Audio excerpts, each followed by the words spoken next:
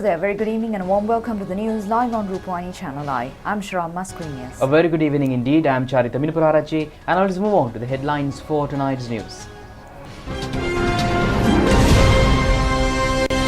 The President says that cooperative movement is capable of extending an extensive service, granting relief to both the farmer and the consumer. Sri Lanka becomes the first country in South Asia to purchase the Pfizer vaccine. A severe oxygen shortage in Indonesia amidst increasing numbers of corona patients.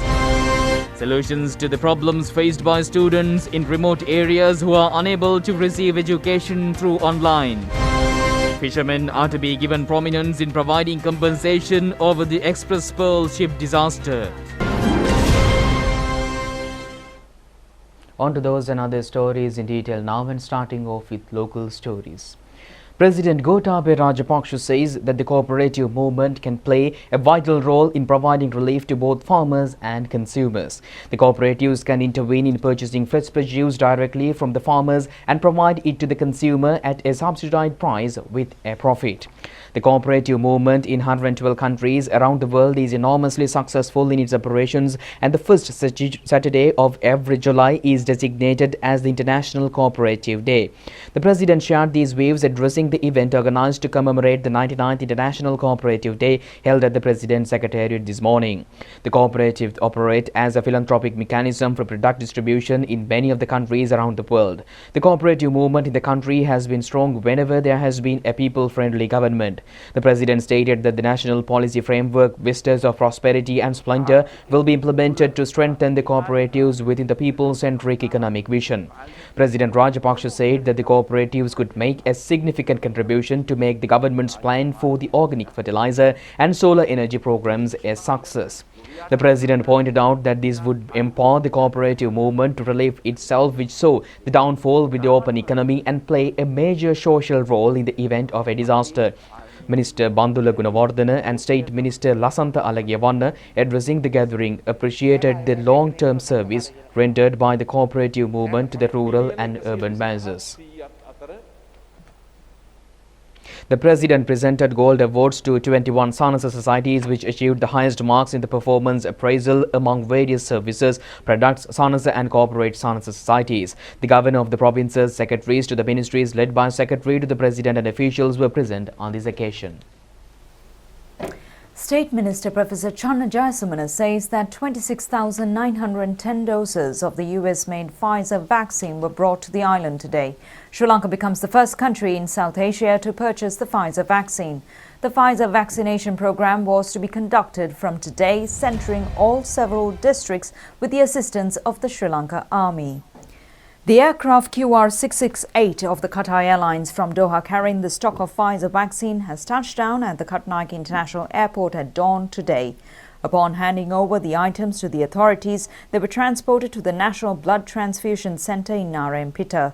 They were later on brought to the storage of the State Pharmaceuticals Drugs Corporation.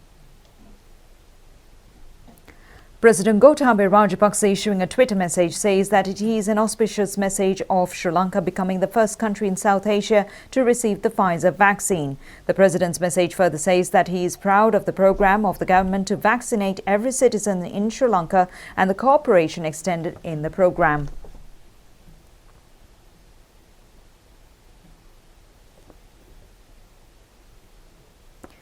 The Army is taking the initiative to vaccinate all persons above the age of 30 years in the Western Province and persons above the age of 60 years in several districts from today. Those above the age of 30 years are being vaccinated at the Army Hospital in Narayanpeta, Panagoda, Bodhiraja Ramaya, 1st Medical Task Force in Verahara and the Diyatha Uyana in Battaramulla. Army Commander General Shavindra Silva was present at the Diyatha Uyana in Battaramulla to inspect the vaccination program.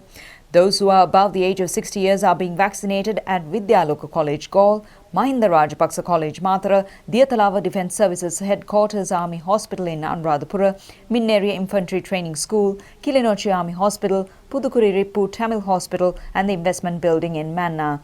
The Army says that all centres are open from 8:30 a.m. to 4:30 p.m. for the vaccination program. A request has been made from those who arrived to bring a document which could establish identity.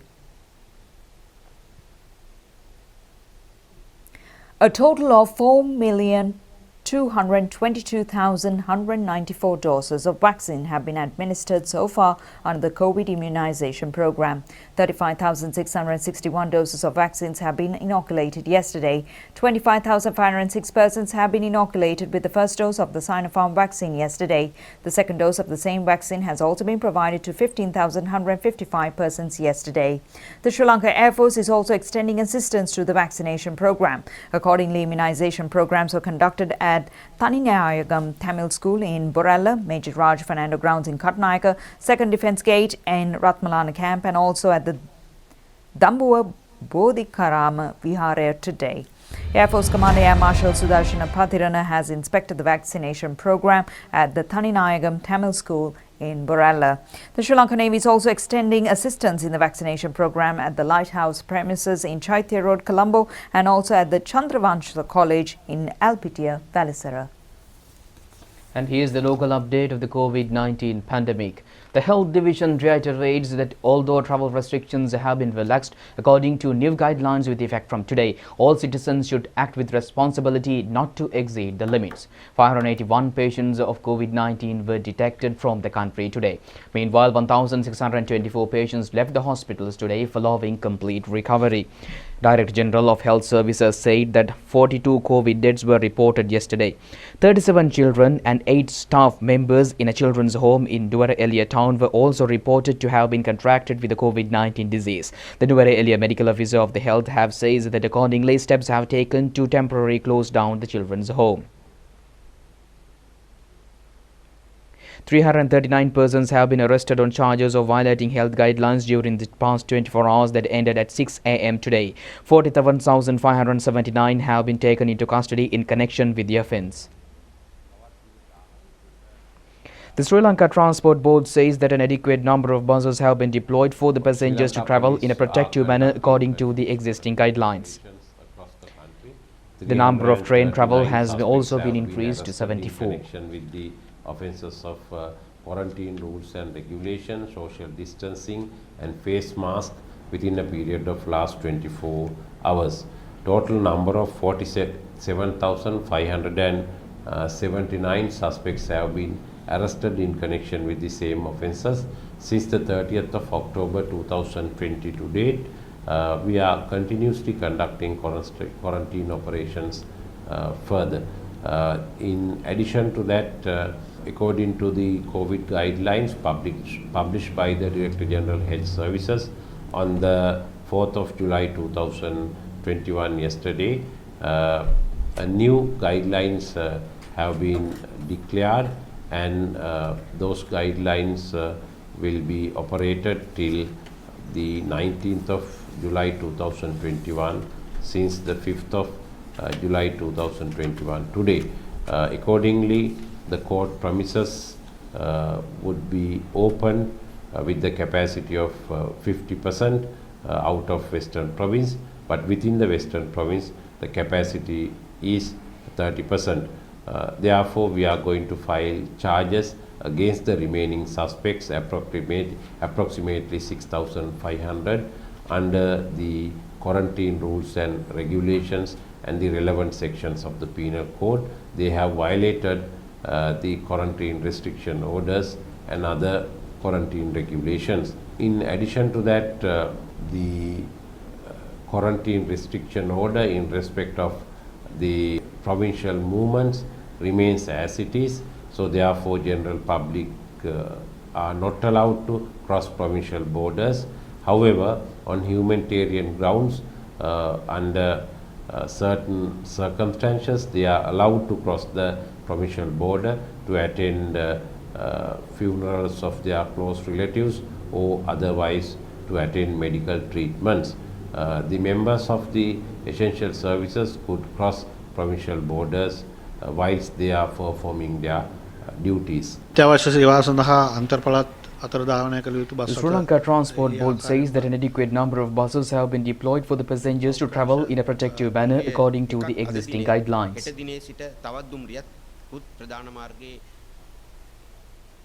Deputy Director General of the Health Services, Dr. Hemantha Herath, said that pregnant mothers should be definitely subjected to vaccination. The expectant women should get themselves inspected by the physicians in the nearest hospital before taking the vaccine. He added that Sri Lanka purchased the first Pfizer vaccine delivered to South Asia. The Deputy Director General of Health Services further said that measures are underway to distribute the vaccine systematically and continuously throughout the island. At this moment, as the Ministry of Health, I would like to urge or request all the pregnant mothers, if you are eligible to get this vaccine, please do not hesitate to go to the nearest vaccination center and get the vaccination done. And if you have any doubt about your condition and your eligibility, again, do not hesitate, but go to the nearest vaccination center and tell your situation to the doctor or health worker there, and if you are eligible, again, without any hesitation, please take your vaccination, because the benefits of getting the vaccine is much more than the problems that you might encounter if you are not taking the vaccine. We know that we have received a consignment of Pfizer vaccine, and basically in this region, especially a country like Sri Lanka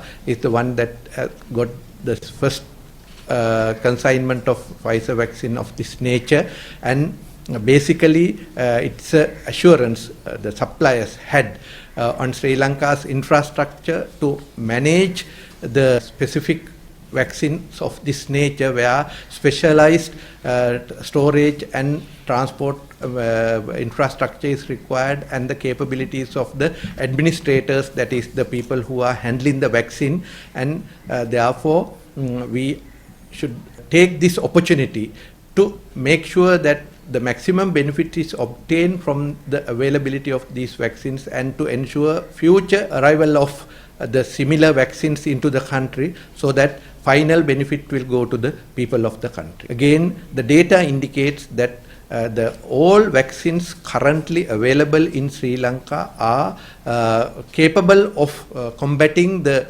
all available, all detected variants in Sri Lanka. So therefore, again, we should not take any kind of doubt about the efficacy of these vaccines at this moment. And if you are supposed to get any kind of vaccines, without any hesitation, take any of these vaccines. All are equally effective against the variants available now. However, I need to emphasize that this can be changed in future if any other specific new variant is emerging, and we have to face that situation at that time. So therefore, at this moment, there should be no reason for be reluctant in getting any of these vaccines.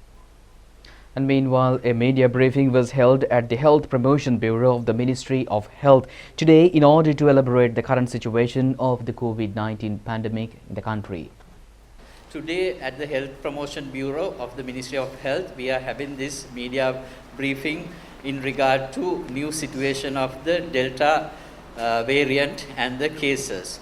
Last 17th of June, 5 cases were reported, and on the 3rd of July, another 14 cases were reported. Out of these 19 total cases, there is 1 foreign case and other 18 are local cases.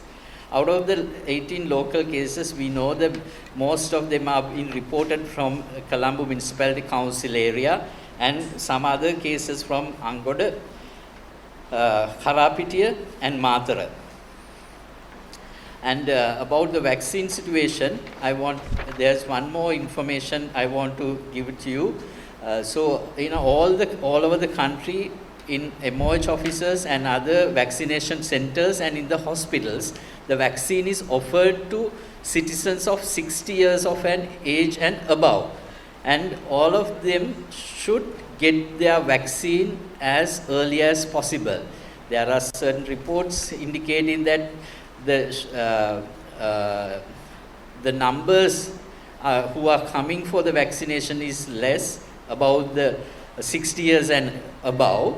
Maybe they have some transport difficulties, but please get your vaccine as early as possible. all over the country in all the emerge offices and in our government hospitals and other vaccination centers coordinated by the army. The vaccine is offered to all citizens above 60 years of age. This is because we know that the majority of the deaths reported due to COVID-19 is among the people who are elderly. So therefore, please kindly come to a vaccination center and get your vaccine. Moving to the world update of the COVID-19 pandemic, novel coronavirus has infected more than 184 million people and killed more than 3.9 million people. Meanwhile, Indonesia's government has ordered producers to prioritize medical oxygen amidst a COVID surge and a shortage of oxygen in a number of cities. Indonesia reported on a record of 29,745 new coronavirus infections and 558 deaths in the last 24 hours. Hospitals have said that they have almost exhausted supplies, with one reporting that 63 patients died as a result of oxygen shortages. Indonesia is recording more than 25,000 new cases every day. Increased travel and the highly contagious Delta variant has exacerbated the crisis. Indonesia has the worst COVID outbreak in Southeast Asia, while about 2.3 million positive cases and more than 60,000 deaths so far.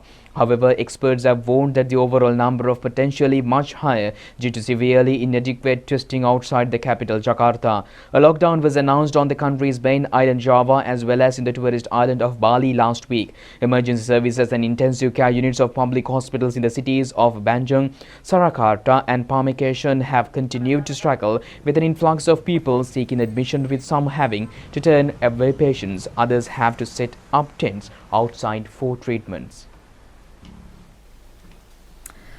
A group of volunteer bikers are helping escort ambulances throughout the gridlocked streets of the Greater Jakarta of Indonesia grapples with the spike in the COVID-19 cases.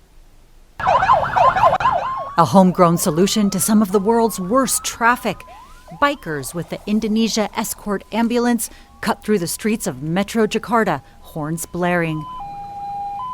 They wear matching uniforms and share a single goal: to help ambulances quickly carry the critically ill to hospital and the dead to their final resting place, amid a surge of coronavirus cases in this Southeast Asian country. Ambulance drivers say the bikers' service is invaluable. We feel very happy whenever these guys escort us because they can break up the traffic. We don't know how hard it would be without their help. The volunteers make as many as 20 round trips a day through the gridlock, all at their own expense. For Sebastian Diantoro, it meant giving up his job as a security guard and the safety of staying at home. To be honest, nowadays we feel scared of getting COVID, but I think of this as a call of duty, a call from our hearts to help. The sound of sirens has become more common in Indonesia lately, with a spike in infections linked to the Delta variant, meaning more work ahead for ambulance drivers and their escorts. From Indonesia to South Korea, a senior government official of South Korea says that the country is in talks with mRNA vaccine makers to produce COVID-19 shots in the country and is ready to offer the capacity to make up 1 billion doses immediately. South Korea is in talks with mRNA vaccine makers, including Pfizer and Moderna, to produce COVID-19 shots in the country, and says it is ready to offer to make up to 1 billion doses immediately. That's according to a senior government official. The plan, if approved, would help ease tight global supply of COVID-19 vaccines, particularly in Asia, which lags behind North America and Europe in vaccine rollouts. It also puts South Korea a step closer to its ambition of becoming a major vaccine manufacturing center. This is Lee Kang-ho, the Director General for the Global Vaccine Hub Committee under South Korea's Health Ministry. 백신 개발사, Pfizer나 Moderna. There are only a few mRNA vaccine developers: Pfizer, Moderna, CureVac and BioNTech. 전 세계적으로 mRNA 백신을 개발한 회사가 몇 개 안 되기 때문에. Thus, there's a limit to how much they can produce to meet global demand. South Korea is keen to help by offering its facilities to produce them. 한국에 지금 있는 설비를 충분히 활용을 해서 생산할 수 있도록. South Korea already has deals to locally produce 3 coronavirus vaccines developed by AstraZeneca, Novavax, and Russia. It also has a vaccine bottling and packaging deal with Moderna. Another government source said the local vaccine makers include Hemni Pharmaceuticals and Curatus. Hemni confirmed it has a big capacity reserved for a diabetes drug by pharmaceutical company Sanofi, which can be used for COVID-19 vaccine production as the project has stalled. The company's senior vice president Kim Soo-jin said Hemni has been reaching out to vaccine developers in the last year. Curatus, which makes a tuberculosis vaccine, said its new factory built last year can now be used for mRNA vaccine production. BioNTech declined to comment. Moderna and CureVac did not reply to Reuters' request for comments. A Pfizer spokesperson said the company is making efforts to enhance its COVID-19 vaccine supply chain, but added that they do not have specific announcements at this time. Back news at home, the introduction to the International of the Global Boy Scouts Cultural Jamboree organised by the Sri Lanka Boy Scouts Association has taken place last night. Prime Minister Mahinda Rajapaksa presided over the event through video technology.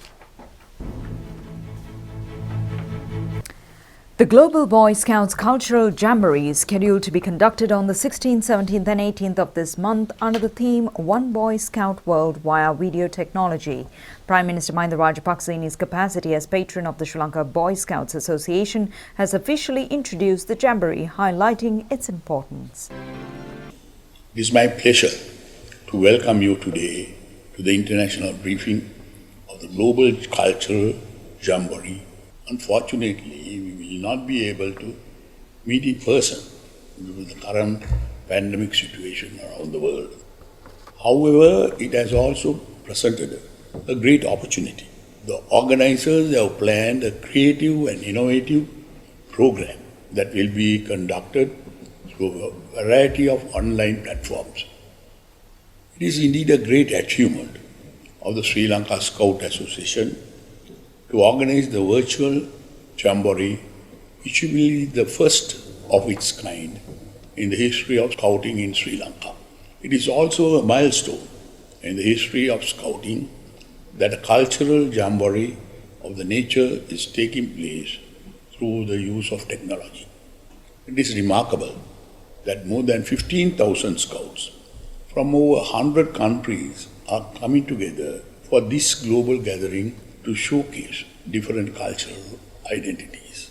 Furthermore, it is important that Scouts are being empowered through the support of many partners towards creating a better world. It is an essential step in ensuring that youth are involved in action on global issues such as climate change, peace, harmony, and so much more. The World Organization of the Scout Movement and the Sri Lanka Scout Association have produced many young individuals who have become global leaders and change makers in society. It is my hope that this Jamboree will also provide that opportunity for the young Scouts participating this year. I would like to take this opportunity to congratulate the Sri Lanka Scout Association for this historic event and wish all Scouts all the very best. I wish you happy Scouting during the Jamboree. The Boy Scouts movement is spread in 172 countries in the world. 110 participating countries will attend the Cultural Jamboree, enabling to identify cultural diversity in the respective countries. Chief Boy Scouts Commissioner of the Sri Lanka Boy Scouts Association, Major General Milinda Peiris, Deputy Boy Scouts Commissioner and Patron of the Jamboree and Attorney-at-Law Janaprith Fernando, Chairman of the Organising Committee Prabhat Kularatna and Headquarters Commissioner Dr. Asanka Eriava were also present on the occasion. Students have been accorded the opportunity today for the students do not have access to internet and mobile phone facilities to pursue education through online from their classrooms themselves. The Ministry of Education is conducting the program to enable the students to engage in their studies from the smart classrooms.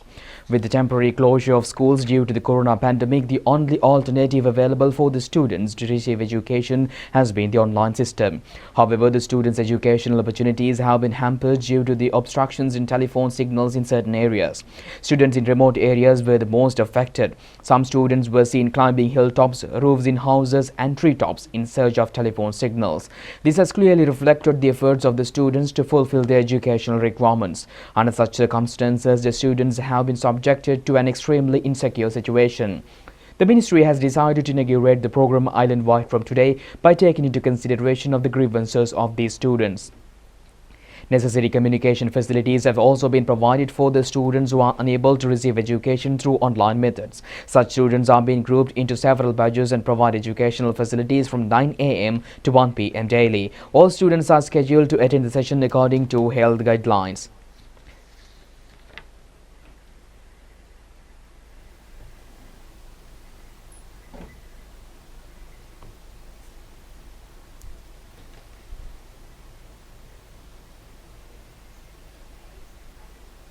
The first program in this connection in the Kaludara district has commenced at the Dodampampitiya Junior School in Matugama. State Minister P.L. Nishant also took part in this event. Each school was presented with communication equipment on this occasion.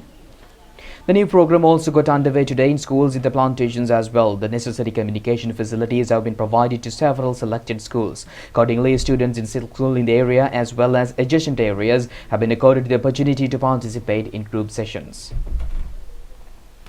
State Minister of Finance Ajit Niwad Kabral points out that it would become possible to elevate the local economy to a more conducive level by the year 2022 with the immediate reopening of the country and the expansion of investments.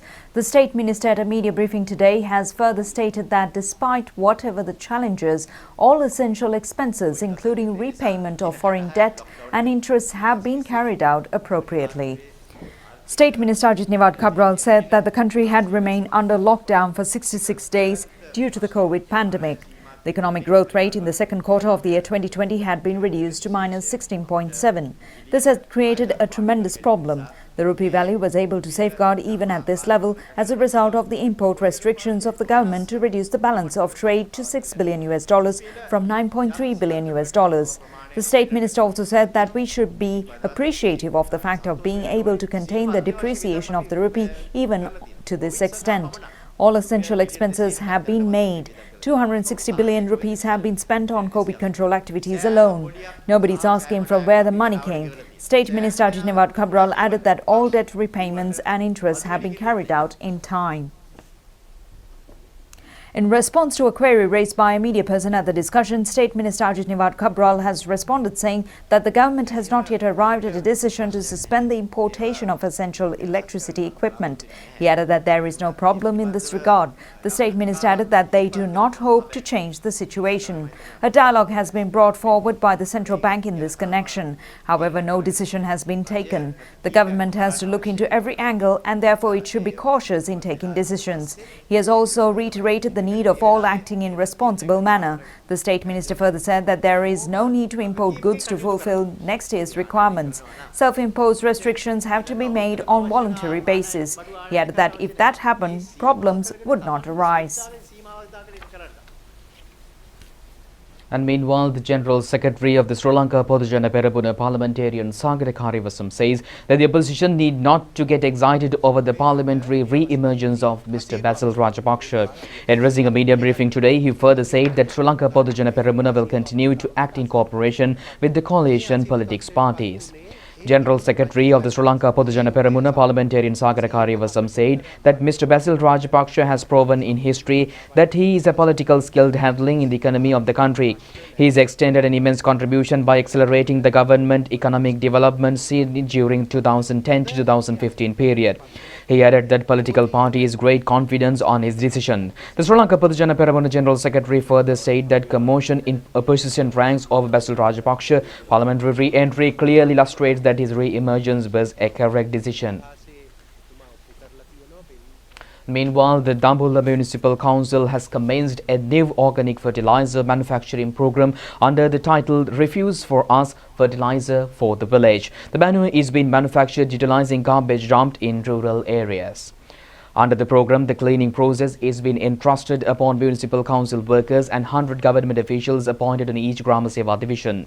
These officials are responsible for the collection of waste accumulated in common locations, including places of religious worship and schools. They also utilize aquatic plants in reservoirs for the organic fertilizer manufacturing process. The relevant raw materials are being directed to the fertilizer manufacturing yard named Pivituru Arana, maintained by Dambulla Municipal Council. The initial program of handling over finished products to the farmers has got underway from Tittavelagol, Grama Niladhari division. Dambulla Mayor Jali Opatha has also taken part in this event. Municipal Council anticipate that aqua waste products discarded from the animal farm in the Madala district also for the organic manure production process.